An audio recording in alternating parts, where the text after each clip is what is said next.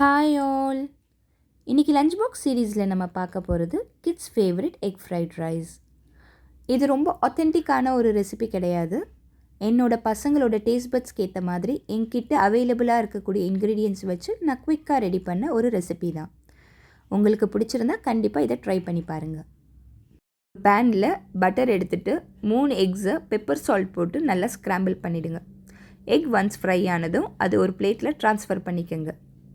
இப்போ அதே பேனில் ஒரு க்யூப் பட்டர் ஆட் பண்ணிவிட்டு க்ரஷ் பண்ணி வச்சுருக்க பூண்டு அதில் ரா ஸ்மெல் போகிற வரைக்கும் வதக்கிக்கோங்க.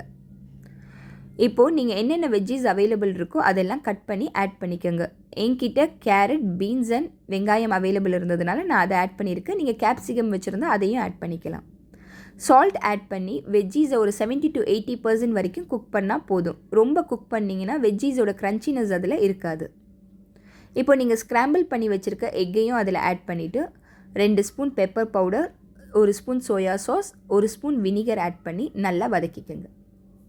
வடித்து வச்சுருக்க சாதத்தை நல்லா ஆற வச்சு அதில் ஆட் பண்ணிக்கோங்க. ரைஸை நல்லா ஒரு குவிக் மிக்ஸ் கொடுத்துட்டு அப்பப்போ டாஸ் பண்ணி விட்டிங்கன்னா ஒரு உதிரியான சூப்பரான ஃப்ரைட் ரைஸ் ரெடி. இதை உங்கள் பசங்களுக்கு கொடுத்து விட்டிங்கன்னா அப்படி தாங்க என்ஜாய் பண்ணுவாங்க. மிச்சமே வரவே வராது.